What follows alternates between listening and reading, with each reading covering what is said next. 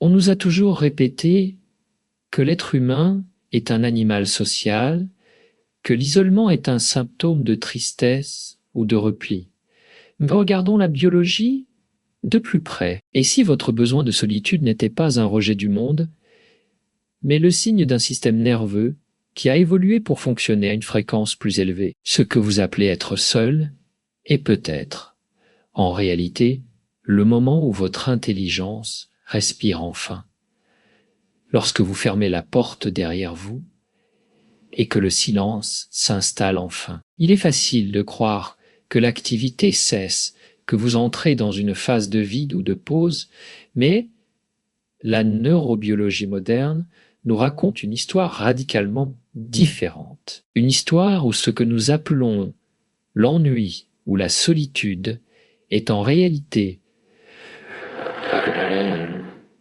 le théâtre de l'activité cérébrale la plus intense et la plus cruciale pour votre équilibre mental. Pendant des décennies, la science a cru que le cerveau fonctionnait comme un moteur de voiture. On l'allume pour résoudre un problème mathématique ou conduire une conversation, et on l'éteint, ou du moins on le met au ralenti, lorsqu'on regarde le plafond ou qu'on marche seul en forêt. Mais cette vision mécaniste a été balayée par la découverte de ce que l'on nomme le réseau du mode par défaut. Une structure fascinante qui prouve que l'absence de stimuli extérieurs est le déclencheur d'une richesse intérieure insoupçonnée. Ce réseau neuronal ne s'active que lorsque vous cessez d'interagir avec le monde. Lorsque vous retirez votre attention des écrans, des visages et des tâches pour la laisser flotter librement. Et c'est à ce moment précis que votre cerveau commence son véritable travail de fond. Un travail que l'on pourrait comparer à celui d'une équipe d'archivistes et d'architectes qui entreraient dans une immense bibliothèque la nuit, une fois les visiteurs partis, pour remettre de l'ordre dans le chaos laissé par la journée. Si vous aimez passer du temps seul, c'est probablement parce que votre biologie réclame cette phase de maintenance avec plus d'insistance que la moyenne. Car une intelligence vive ne se contente pas de subir le monde. Elle l'absorbe avec une intensité qui nécessite une période de digestion cognitive proportionnelle.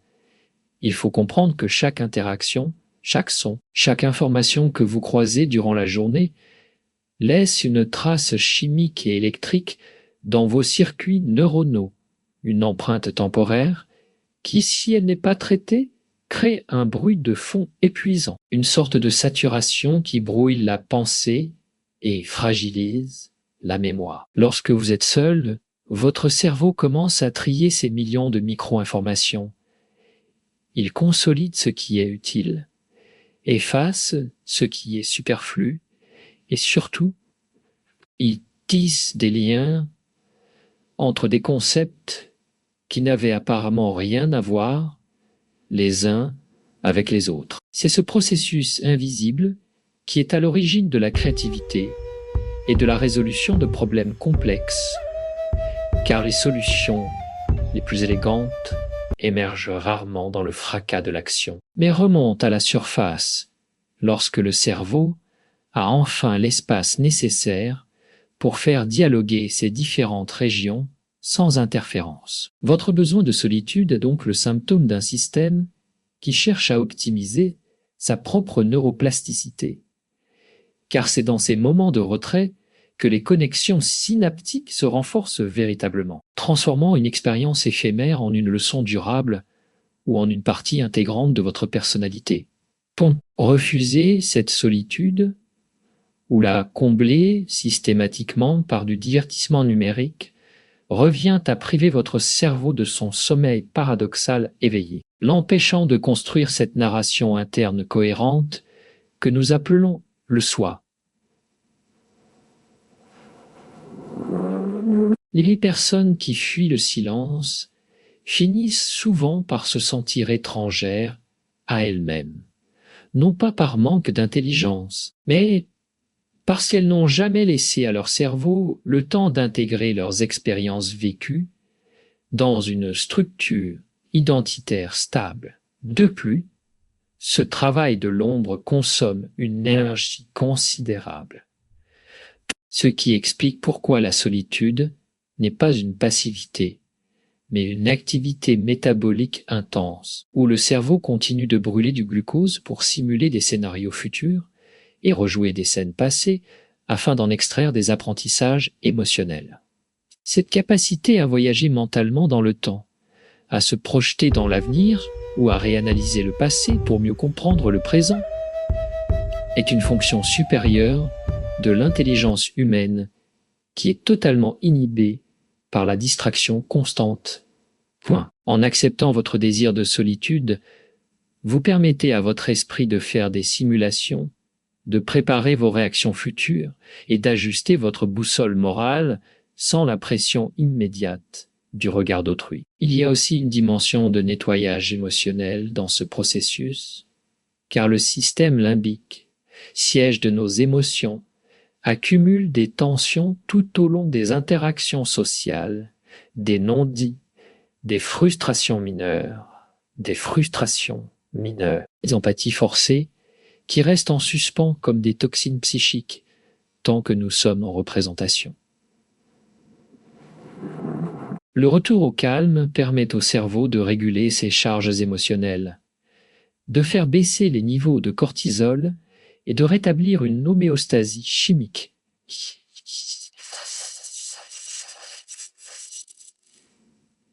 qui est la base même de la santé mentale à long terme. C'est pourquoi, après une longue période de solitude choisie, on ne se sent pas seulement reposé, mais réaligné, comme si les pièces d'un puzzle complexe s'étaient remises en place d'elles-mêmes sans effort conscient.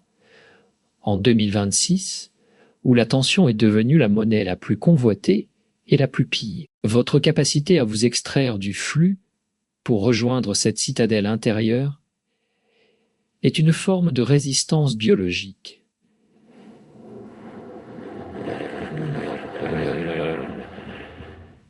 Une manière de préserver l'intégrité de votre pensée face à la fragmentation du monde. Ce que vous ressentez comme une envie de vous isoler n'est donc pas une fuite de la réalité, mais une plongée nécessaire vers la seule réalité que vous contrôlez vraiment. Celle de votre propre esprit en pleine ébullition créatrice et régénératrice pantlie. Légèreté de n'être qu'une conscience parmi d'autres. Naviguant dans un monde trop vaste et trop complexe pour se soucier de vos petits écarts, c'est une invitation à descendre de la scène imaginaire où nous pensons jouer notre vie sous les projecteurs, pour rejoindre le public, pour se fondre dans la masse apaisante de l'humanité ordinaire, en réalisant que cette indifférence des autres n'est pas un manque d'amour, mais un espace de liberté offert par la nature. Un vide bienveillant dans lequel nous pouvons enfin déposer le masque, respirer sans entrave et exister pour nous-mêmes, loin de la tyrannie du regard supposé, protégés par la simple et merveilleuse vérité biologique que chacun est bien trop occupé à se sauver lui-même pour avoir le temps de nous condamner. Le véritable détachement s'opère lorsque nous parvenons à réguler notre biochimie interne, sans dépendre d'un stimulus extérieur. Une bascule fondamentale qui marque le passage de l'enfance émotionnelle à une maturité physiologique pleine et entière, car tant que nous laissons notre état intérieur fluctuer au gré des événements du monde, nous vivons dans une précarité biologique absolue, semblable à des navires sans gouvernail ballottés par des vents capricieux que nous ne pouvons ni prédire ni contrôler. Il est essentiel de visualiser ce processus avec la précision d'un chimiste. Chaque fois que votre humeur, votre estime de soi ou votre sentiment de sécurité s'effondre parce qu'une personne n'a pas souri ou s'envole parce qu'on vous a complimenté, vous démontrez que vous avez externalisé la régulation de votre homéostasie, confiant les clés de votre propre pharmacie intérieure à des inconnus qui ignorent tout de la responsabilité immense que vous leur avez tacitement déléguée. Lorsque votre bien-être dépendent d'un compliment ou d'un like. Vous placez votre équilibre interne dans des mains étrangères, créant une dépendance dopaminergique instable qui fonctionne exactement sur les mêmes circuits neuronaux que l'addiction aux substances. Car le cerveau, dans sa quête primitive de récompense, apprend très vite à associer la validation sociale à une décharge de plaisir neurochimique, transformant l'approbation d'autrui en une drogue dont le sevrage provoque une douleur réelle. Cette dynamique instaure un cycle infernal de pics et de vallées, une montagne russe émotionnelle où la chimie de votre cerveau est constamment piratée par l'environnement. Vous devenez un esclave métabolique, attendant fébrilement que le monde extérieur daigne appuyer sur le bouton de votre satisfaction pour que vous puissiez enfin ressentir une brève bouffée de sérotonine, vous laissant perpétuellement en sursis, incapable de générer votre propre joie sans la permission explicite du regard de l'autre. Apprendre à ne plus souffrir du regard des autres revient à reprendre les commandes de votre propre système de récompense. Un acte de rébellion biologique qui consiste à sevrer votre cerveau de cette nourriture externe, frelatée, pour lui apprendre à se nourrir de sa propre substance, à trouver sa stabilité dans la cohérence de ses propres valeurs, et non dans l'écho versatile de l'opinion publique. C'est le passage d'un état réactif, où chaque froncement de sourcil modifie votre chimie et déclenche une cascade de stress à un état autonome où vous générez votre propre sécurité intérieure, devenant le créateur souverain de votre climat mental, capable de maintenir un ciel bleu et calme. Même lorsque la tempête fait rage autour de vous, cette transition n'est pas intellectuelle. Elle est viscérale.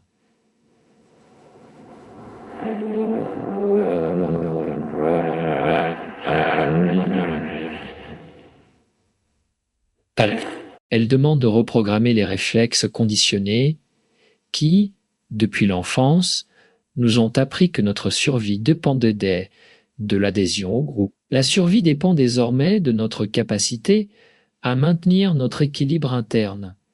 Indépendamment du groupe, c'est, en termes biologiques, le basculement du système nerveux sympathique, celui de l'alerte, de la mobilisation et de la peur, vers le système parasympathique, celui de la régénération, de la digestion et du calme profond. Une transition que l'homme moderne a oublié comment opérer naturellement le système sympathique est conçue pour les urgences vitales, pour les courses-poursuites dans la savane, inondant le corps de cortisol et d'adrénaline pour préparer les muscles à l'action violente. Or, lorsque nous vivons dans la peur du jugement, nous maintenons ce système enclenché en permanence, comme une alarme incendie qui ne s'arrête jamais, brûlant nos réserves, oxydant nos cellules et nous plongeant dans un état d'inflammation chronique qui est le terreau de toutes les maladies modernes.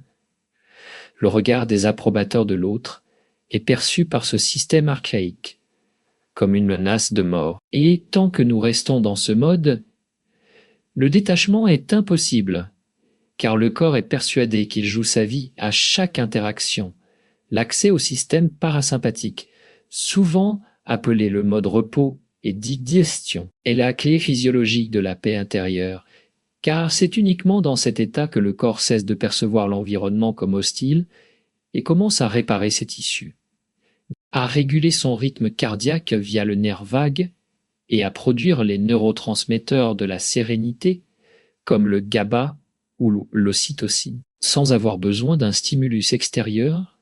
Pour le faire, le véritable travail du détachement consiste donc à muscler cette capacité à activer volontairement le système parasympathique,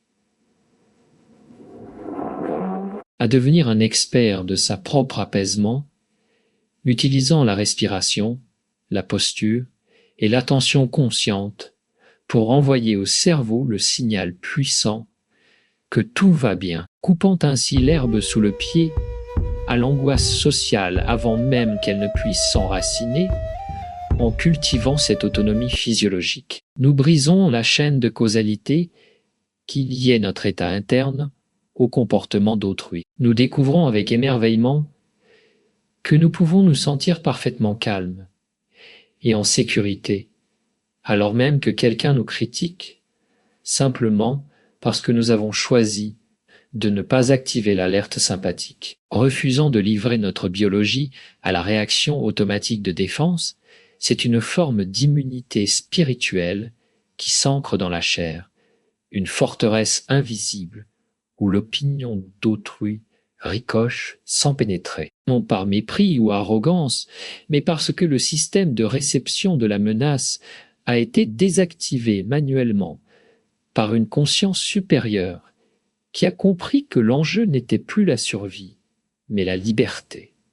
Ainsi, l'individu qui a maîtrisé cette régulation interne marche dans le monde avec une assurance tranquille qui fascine, car il ne vibre plus sur la fréquence du besoin. Il n'est plus un mendiant émotionnel, tendance à sébile pour obtenir quelques miettes d'attention, mais un astre autonome qui rayonne de sa propre lumière, une lumière alimentée par un générateur interne inépuisable. Cette autosuffisance biochimique transforme radicalement la nature de nos relations. Nous n'allons plus vers les autres pour qu'ils nous rassurent.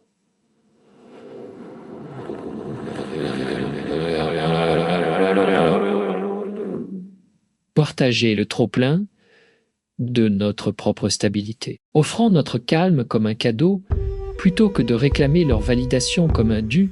C'est la fin de la vampirisation énergétique inconsciente qui pollue tant de rapports humains. Et le début d'une ère de souveraineté personnelle où chaque individu assume la pleine responsabilité de son écosystème intérieur. Au final, ce pouvoir de régulation est peut-être la définition la plus précise de la liberté humaine.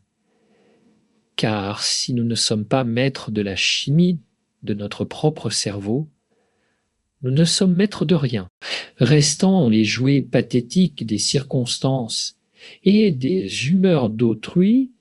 Se détacher, c'est donc reprendre possession de son territoire biologique. C'est déclarer l'indépendance de son système nerveux face à la tyrannie de l'opinion.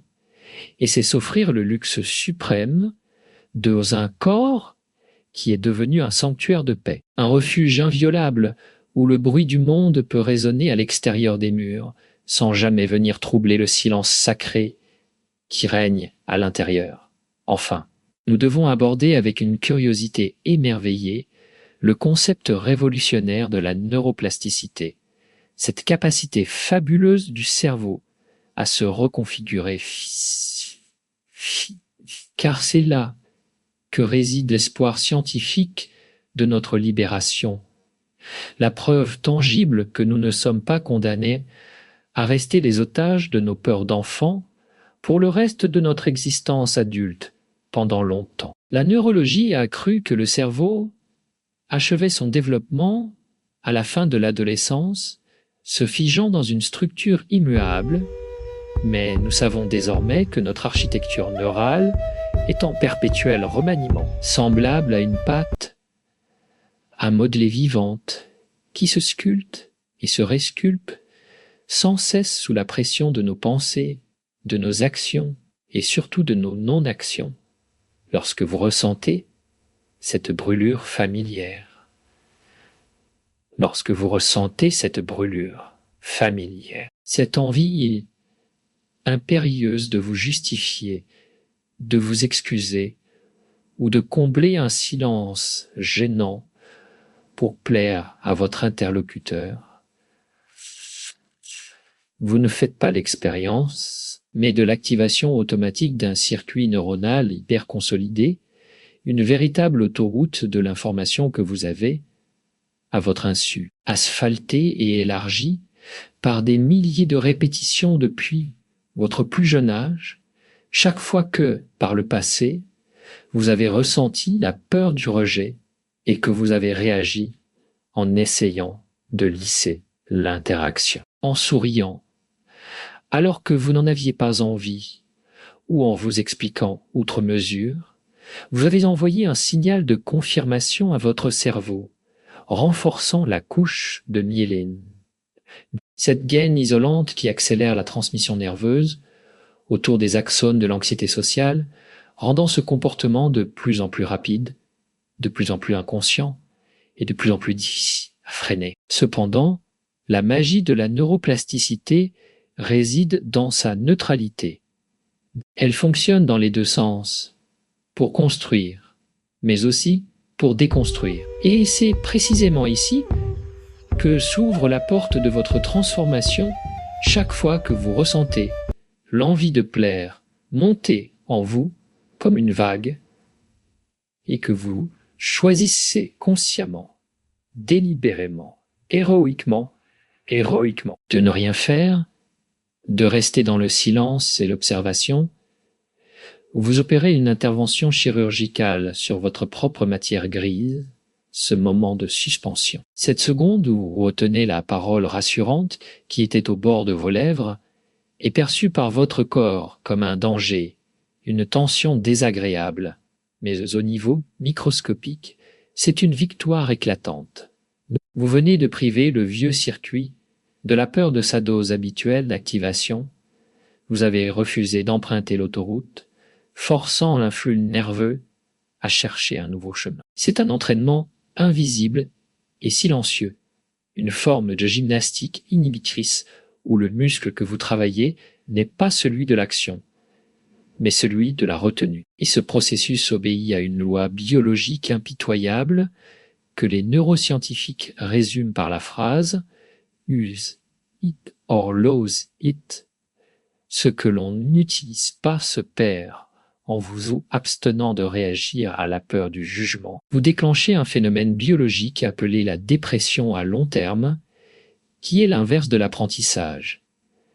Les connexions synaptiques qui constituaient votre besoin de validation commencent littéralement à s'affaiblir. Les récepteurs chimiques se raréfient à la surface des neurones. Et la structure physique de cette angoisse commence à se déliter. Faute d'entretien, vous apprenez ainsi à votre système limbique, cette partie primitive et têtue de votre cerveau qui gère la survie émotionnelle. Une leçon qu'aucun livre, ni aucun raisonnement intellectuel ne pourrait lui enseigner. Vous lui prouvez par l'expérience directe le jugement d'autrui n'est pas mortel. L'amygdale est comme un animal sauvage qui ne comprend pas le langage des mots. Elle ne comprend que le langage des faits et des sensations. Tant que vous fuyez le malaise social en vous justifiant, vous lui confirmez qu'il y avait un danger, mais lorsque vous traversez le malaise sans bouger, en respirant calmement, vous lui montrez que l'alerte était fausse petit à petit. À force de répétitions courageuses, l'anxiété qui était une autoroute neuronale rugissante, dominant votre paysage mental, commence à se fissurer, à être envahi par les herbes folles de l'oubli, et finit par devenir un petit sentier en friche, difficilement praticable et rarement emprunté, simultanément. Vous êtes en train de défraîchir une nouvelle voie, celle de la sécurité intérieure et du calme. Construisant millimètre par millimètre un nouveau réseau de neurones, capable de tolérer l'ambiguïté sociale sans s'effondrer. Ce processus de recablage explique pourquoi le détachement ne s'acquiert pas par la réflexion, mais par la confrontation volontaire à de petites doses d'inconfort. C'est en s'exposant à la sensation d'être mal jugé sans chercher à corriger cette perception que l'on désensibilise l'organisme, transformant ce qui était autrefois une terreur paralysante en une simple information neutre, un bruit de fond sans conséquence. Le calme devient alors votre nouvelle réponse par défaut. Non pas parce que vous vous forcez à être calme, mais parce que la structure même de votre cerveau a changé pour favoriser cette voie énergétique plus économique.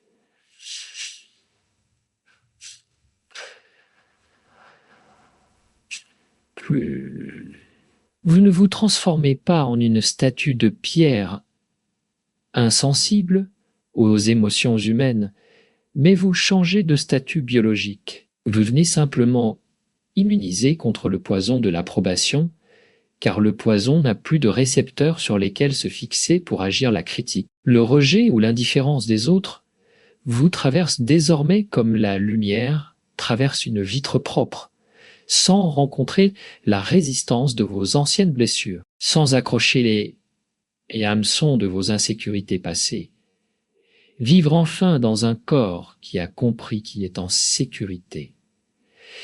Quel que soit ce que pensent les observateurs, est l'aboutissement ultime de ce travail neurobiologique.